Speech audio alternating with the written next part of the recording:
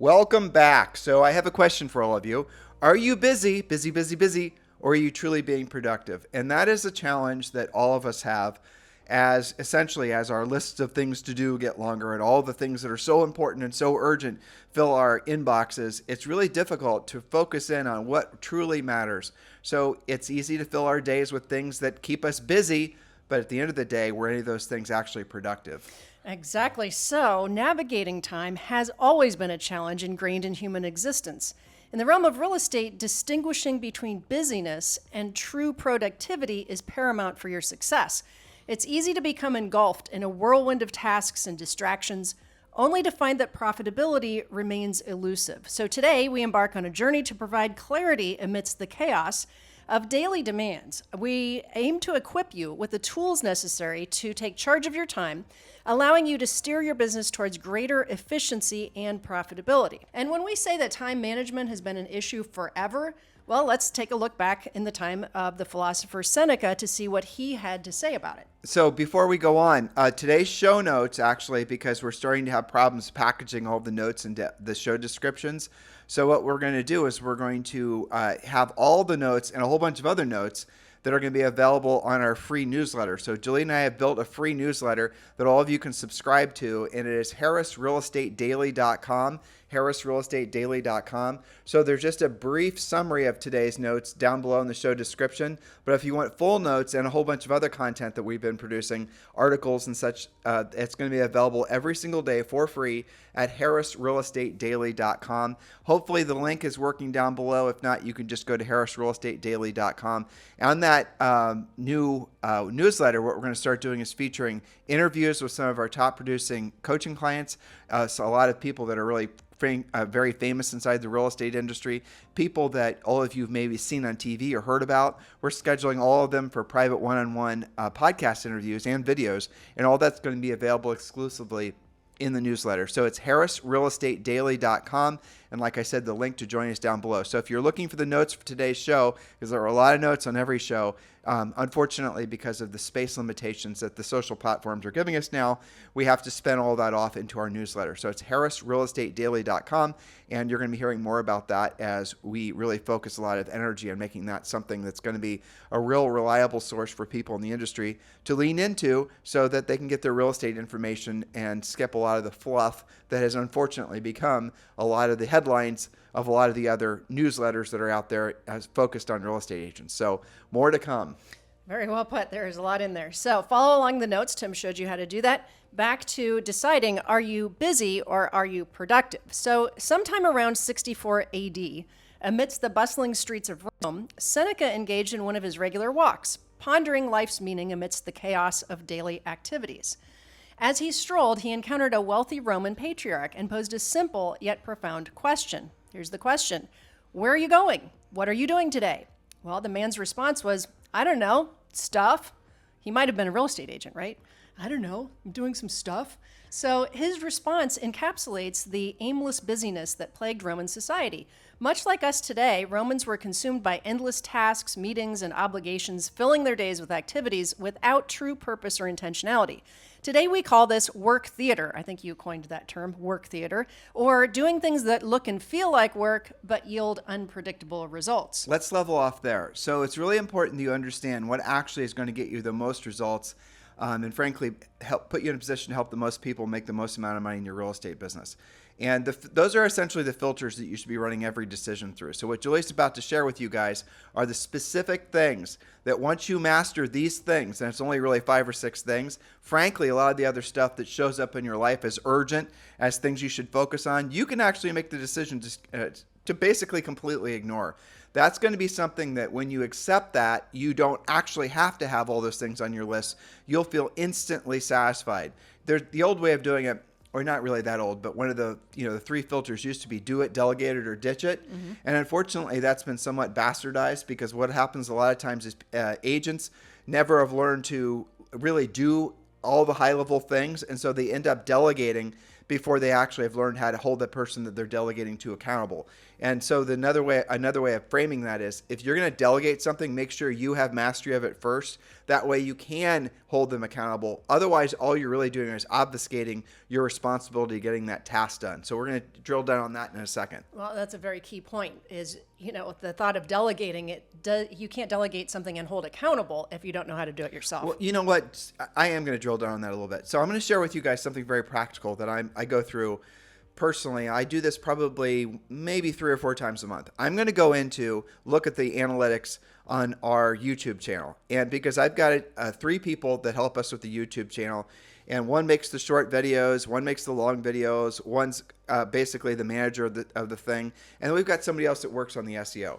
And so what I do is I pay attention to find out whether or not they're actually doing what they're supposed to be doing. Before I did that, maybe 3-4 years ago, I actually went in and I learned as much about the SEO stuff over the long holiday break as I possibly can, all the YouTube stuff. So at least I had an idea of what they should be doing on a regular basis. But since then, there's 2 platforms that have emerged. One's called TubeBuddy and the other's called vidIQ. So what I'll do to actually make it so that I've delegated, but I haven't obfuscated my responsibility, the particular task of our YouTube channel, is I'll go into vidIQ and I'll see what vidIQ is telling me is right or wrong about all the videos. And it actually gives you a checklist of what's being done and what's not being done. What I'll typically find is even a great assistant, even a great team member, they're going to start getting lazy about simple things. They're going to start, you're cutting and doing a lot of cutting and pasting and just a lot of the lazy stuff. And then sure enough, vidIQ will flag it as being, well, these are not the right tags, or these are not the right keywords, or these are not the right this or that, the other thing. And had I not actually called that person to focus on those things, they would have kept on doing it the easy way. The lazy way, dare I say. So when your staff knows that you are watching and that you're actually knowing what to hold them accountable, they're not going to try to, frankly, be lazy. Or at least if they are, they know they're going to be held accountable to it. And where agents really drop the ball, I'd say the biggest black hole of wasted opportunity is definitely on lead, pre-qualification and things like that. For sure. So let's get to your first point. All right. So thank you for sharing that example, though, because there is a difference between delegating versus delegating and holding responsible or accountable, right? So point number 1, here's where we get to the taking action part. First thing you're going to do is keep a time diary. Track how much time you are spending on the things that make you money, otherwise known as profit, in real estate. Those things are proactive lead generation, furiously fast lead follow-up, pre-qualifying, presenting, negotiating, and closing. Agents who run a for-profit practice, not an inadvertent nonprofit, spend at least 80% of their time on those activities on workdays. Let's really focus on what Julie just said. Those are really, truly the only activities in your real estate practice, no matter how big your team gets, no matter how big your whole everything gets. If you want to know where you're focused, let's say you have a team of 50,000 agents that are part of your brokerage, and you're wondering why sales are slipping, or you're wondering why profits are slipping, you're wondering where can you actually get the most benefit for your effort. It's going to be on those activities: proactive lead generation, furiously fast lead follow-up, pre-qualifying, presenting, negotiating, and closing. Now, here's what happens if you're not really doing a high level of that. You're going to see more leads being generated, but fewer closings happening. Why? Because the lead generation sucks. That's why. It should be obvious. Or you're going to see more money being spent on lead generation. Okay, I was using an example of essentially fewer closings, but here's really the red flag.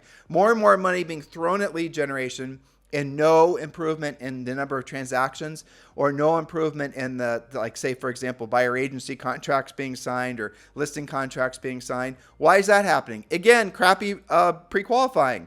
In other words, the agent is getting the lead, and yet they're not actually doing a very high level job of figuring out what the motivation of that person is, so they can decide. Because what's happening is they're taking the short path, and they're being lazy, and they're just tossing them into some sort of fancy CRM, fancy with air quotes, and they're essentially delegating is how they're rationalizing it, but they're really is obfuscating their responsibility to make sure that lead actually becomes a closed transaction. You guys get it? And so you go through these 5 things again. They're actually 6. So read them again, Julie. That's right. Proactive lead generation, furiously fast lead follow-up, pre-qualifying using scripts, presenting using scripts, negotiating, and closing. And if I put those, we often talk about this on podcasts. I do this in order on purpose, because without proactive lead generation, the rest of the list is irrelevant. So No, this is good, yeah. Julie. So why in this order? So proactive lead generation means that you're obviously generating leads. That's the biggest responsibility you have in your business. As soon as you stop generating leads, you might have a great month, maybe great 2 months, maybe even a great quarter, but it's going to be followed by a really crappy quarter because you stopped doing the proactive lead generation. And lead generation, passive lead generation, and proactive lead generation, two very different things. The passive lead generation, let's just say you're flinging your credit card number to every single, person that calls or emails you or texts you or dealers. Lead dealers, right? You're essentially buying leads from every single lead dealer that comes your way. Well, you might be generating a lot of leads, but you're also going to absolutely eviscerate your profit because you're going to have paid all your potential profit, assuming you even get any close. You guys get it? So this is the cycle that a lot of agents find themselves in because they've never learned how to be proactive lead generators. A proactive lead generator is somebody that can actually generate the lead themselves, or they have themselves and their team doing it. And as a result of that, they actually have more closed transactions that are a hell of a lot more profitable. Now, Julie and I aren't in agreement about this, but she always puts furiously fast lead follow-up. I'm not this, let's leave the debate as to what order they should be going in, but let's just focus on why that's important. If all of you want to know how to have an immediate benefit and increase closings, the best, easiest thing for you to do is be urgently fast with your, furiously fast with your lead follow-up. I'll define it for you. If someone texts you or communicates with you in any way, it does not matter if it's messaging you through one of the apps or whether they're texting you or calling you or whatever, you call them back within a minute or less. Matter of fact, you answer the phone if they happen to message you right away. And don't fall into the, thinking that, well, just because they messaged you on Facebook, you're only supposed to message them back on Facebook. That's dumb. You pick up the phone and you call them. A call is always going to have better results. It should be obvious to you why. Because if you're just texting, you're reading what they said, right? And you're hopefully interpreting the emotions and everything that they're, you're trying your best to interpret that little short text. Maybe they're throwing in some emojis and all this other. Now, if you call them, you're now able to use more of your senses. You're now able to use more of your intuition. And you're actually having meaningful conversations that you're able to then translate into, you're following our pre-qualifying script, which leads to the next thing. So you're having a meaningful conversation with this new lead, and you're pre-qualifying them along the way using our pre-qualifying scripts, script is a conversation outline. That's all you're doing. You're going through the process of finding out what their motivation is. You're going through the process of actually deciding whether or not this is someone you want to be focusing any of your energy on, and then presenting. Presenting is obviously very important. You have to present on the, to have a buyer obligate themselves to you and have a seller obligate themselves to you. That's, the professional approach to selling real estate. And then negotiating, whether it be, the negotiating falls into many buckets, but the essence of it is if you're terrible at negotiating and good at the rest of the things, you're not going to be closing many transactions. But fortunately, in a market like this, negotiating is fairly simple in most markets. And then obviously closing. Closing specifically to getting the contract signed, be it on the buyer side or getting a listing contract signed. Now, why is it incredibly important that you are unbelievably selfish with your time? Because you have a limited amount of time on this planet, right? All of us do, unless you're a vampire, I suppose. Yeah, that's true. And you have a limited amount of time that you can spend per day really focused intensely on real estate. Remember, the whole point of this podcast is helping you to really drill down on what matters most. And if you have a limited amount of time, maybe it's 2 or 3 hours a day you can spend actually in your real estate practice, the things that you should be focusing all your activities on that are going to put you in a position to help the most people and make the most money is always proactive lead generation, furiously fast lead follow-up, pre-qualifying, presenting, negotiating, and closing. What is not on those lists? What did I not just say? Probably if you made your own list where you're spending most of your time. Well, they're going to. Okay, that where we're going with this? That's right. Keep a time diary. Okay. So I appreciate you expanding on all of those things because the task here is to actually track your time with your time diary. And if you scan down into the notes, I've even included, so there's no excuses, handled their objection, well, I have to go buy a diary. No, you don't. There's a link right there. Just print it off. Remember, the notes are now in the Yes. newsletter. They're not going to be down below. So the notes are in the newsletter. So just go to harrisrealestatedaily.com and the notes and the links that she's describing are there. And Seneca advocated for awareness of our actions, urging us to keep that time diary to track our daily activities. For example, how much time, honestly, listeners, are you spending on the list that we just went through? Proactive lead generation, the follow-up, pre-qualifying, presenting, negotiating, and closing. Is it really 80% of your day? Maybe a few of you, could be. But similar to a food journal or a spending log, this practice unveils our unconscious habits and reveals patterns that may need adjustment. So again, you can start tracking, and you need to track for at least a week. Now, point number 2, and be honest, let me stay there just for a second. You do have patterns, you do have habits. And when you track it for at least a week, every single day, all of your work hours every day for a week, you might find that you're super productive on Mondays, right? And then you're pretty productive on Tuesday. By Thursday, you're exhausted and you do virtually nothing. You might find that that's a pattern. You also might find that you're really productive in the afternoon versus the morning. You're going to see what you're actually doing with your currently baked in habits. And then you're going to assess how much time is actually spent on the things that make you money. So let me address what she just said, because I really appreciated the way she broke that down. So Julie and I are going to say something none of you have ever probably heard anyone in our position say. Okay, here it is. If you do find that you're really productive in the morning, but you're only really productive, say Monday, Tuesday, Wednesday, whatever, and Thursdays you're basically not in the game. You're just not as productive. Maybe Thursdays and Fridays you're essentially dealing with other things. That's fine. You've got to identify, because here's really the essence of it.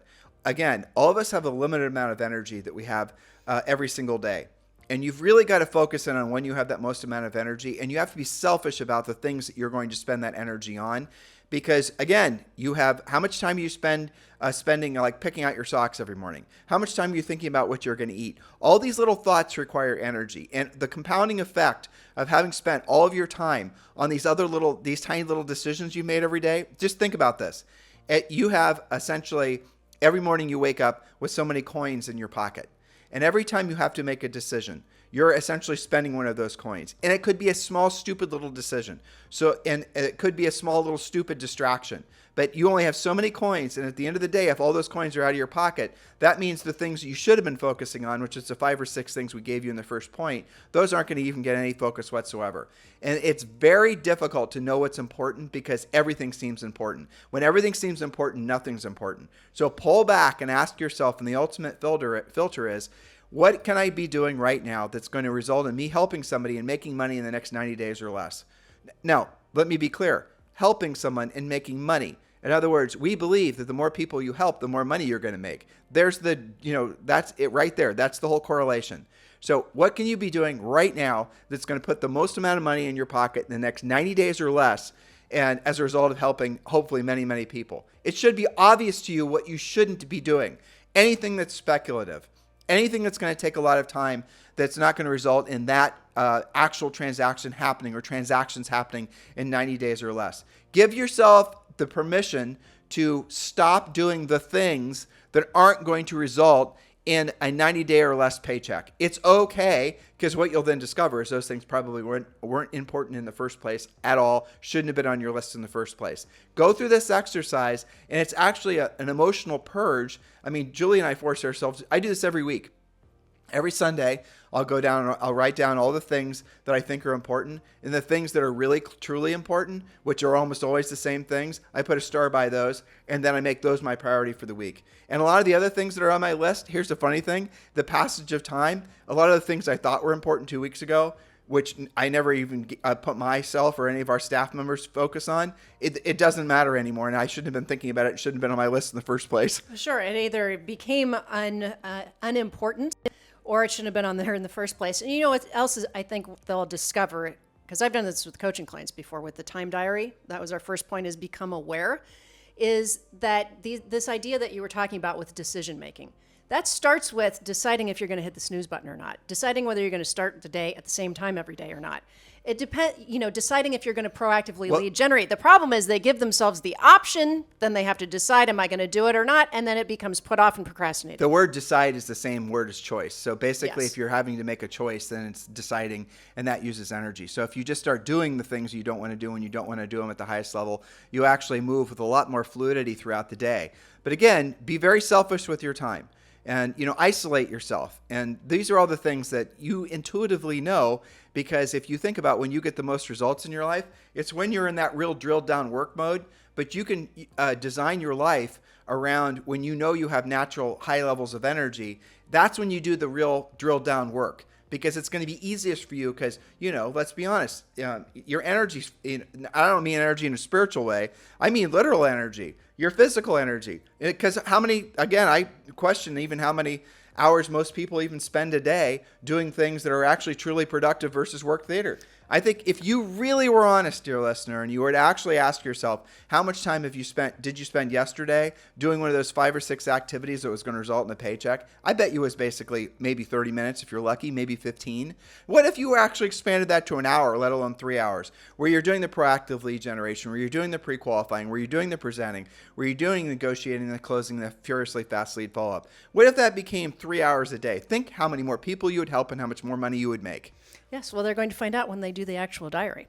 So point number 2 is cultivate intentional choices. Seneca believed in questioning the necessity of our actions, kind of like your list you do on Sundays, right? By evaluating the purpose and the impact of our daily tasks, we can discern between meaningful pursuits and mere distractions, ultimately aligning our actions with our values and our goals. In other words, he recognized that many actions were just work theater, possibly even unnecessary. It's the difference between being busy and being productive. William Covey would agree with Seneca and with us. He said, the key is not spending time, but investing your time. So point number 3 is to reflect on time expenditure and then make some changes. At the end of each day, take time to review your time diary honestly. Identify moments of aimless activity and consider alternative, more purposeful uses of your time. Seneca reminds us that time is finite, urging us to make the most of every moment. He said that back when there wasn't even social media or Netflix to distract those Romans, right? He said that before they had all those things. So to drill down, for example, on your screen time, here's another be honest moment. Here's how you do it. We can do it in the notes if you don't want to go through. Yeah, all do this. it in the notes. So That's fine. you can actually Google it. It's pretty easy to do. Julie wrote down exactly how you can. I think it's in settings actually.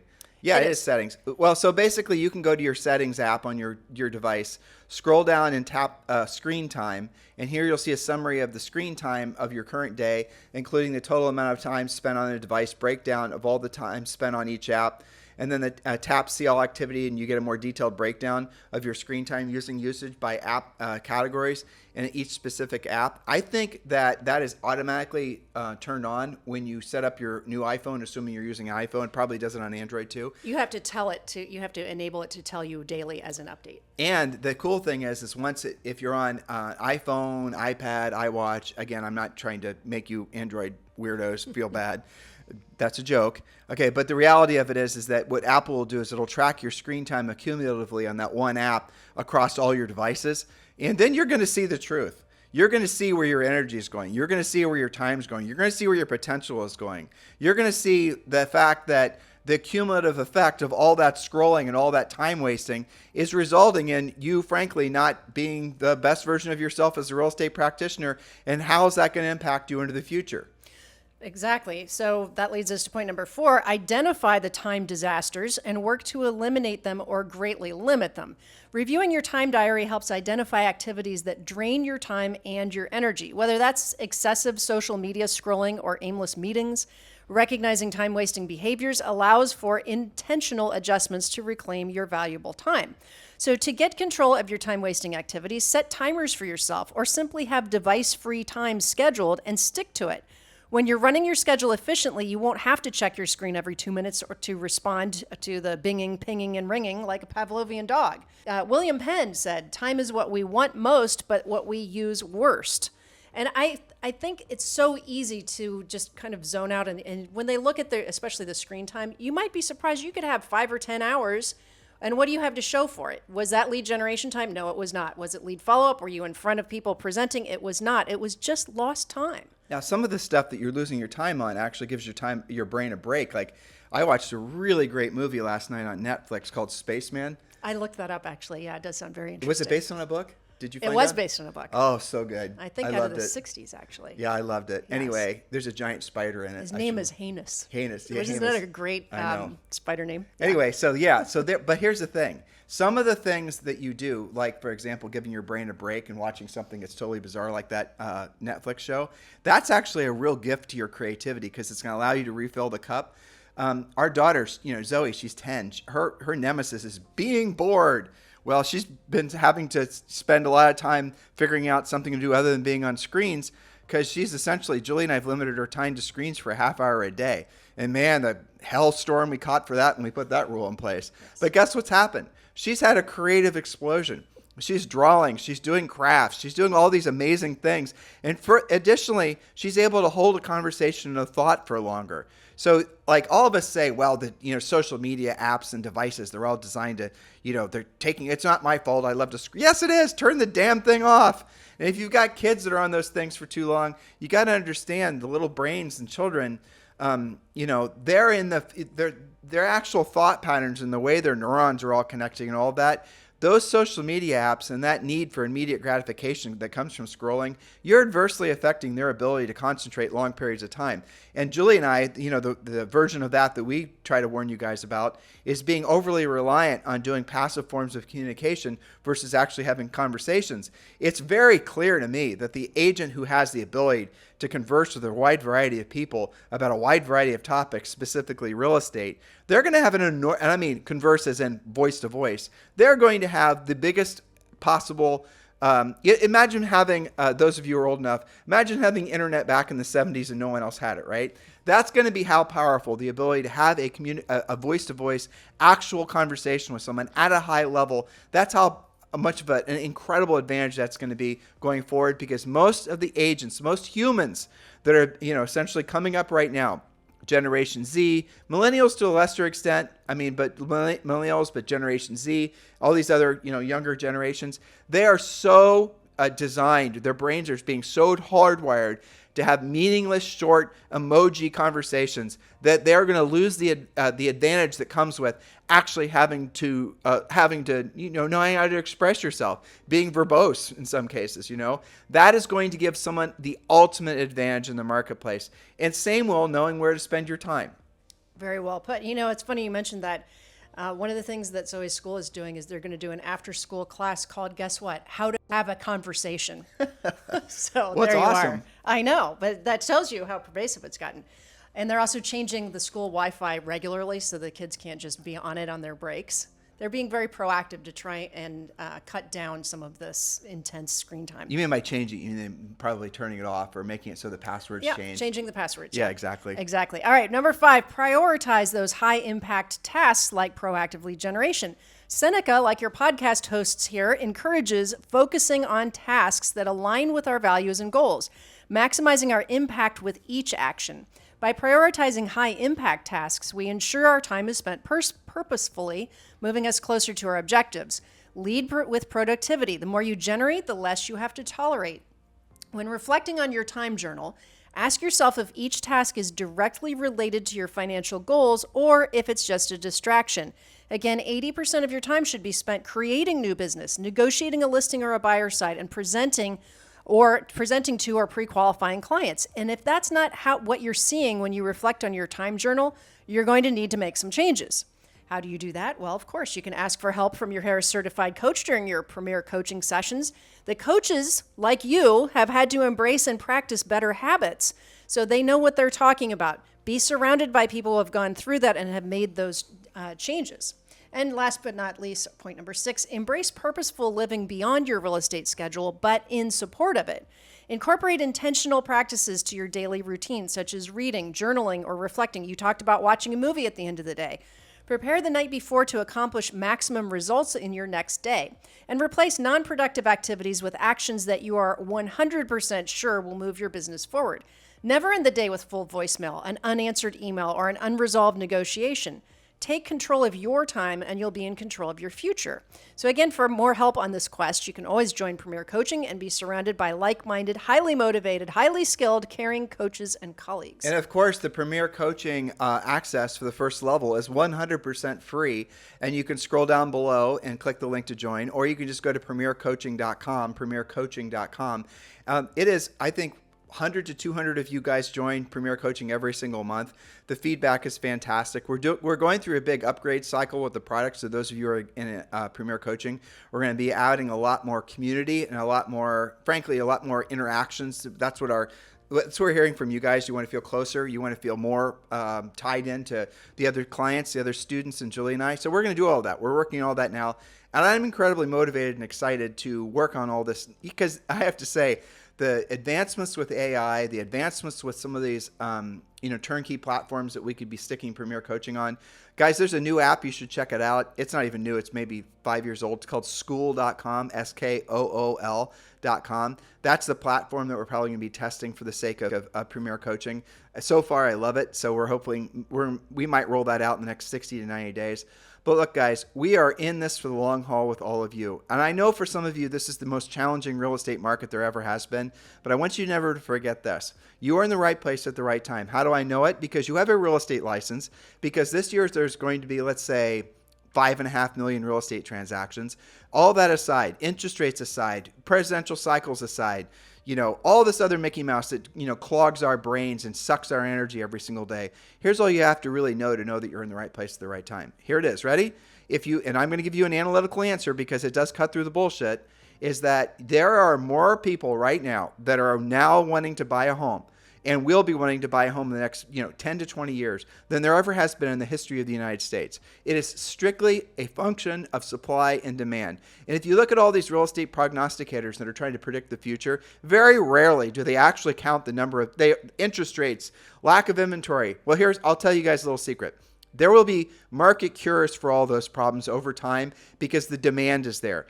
The market will figure out a way to create more inventory, build more houses, right? There'll always be when there is demand, there will be supply. And furthermore, the interest rates and the type of mortgage products are going to change. So do not get stuck in the mud with regards to the present market conditions or what other people might be telling you. You are in the right place at the right time. Real estate is one of the only industries, the bellwether industry, if not the most important industry in the nation. Oh, no, tech is. Oh, no, finance is. No, I don't think so. Real estate is I think, as far as the percent of GDP that real estate and real estate related purchases account for, there's no parallel. No, it's huge. Yeah, it is huge. So you guys are in the right place at the right time. Now, if you want to be successful at this, you got to take the right actions. And hopefully this podcast puts your mindset in a place where you can start receiving what we're trying to share with you so you guys can be part of what will be, in our opinion, the biggest real estate boom in the history of humanity. How about that? That's a good place to wrap. That's a good place. So your homework is to subscribe to our new newsletter. Hopefully the link is working as you listen to this.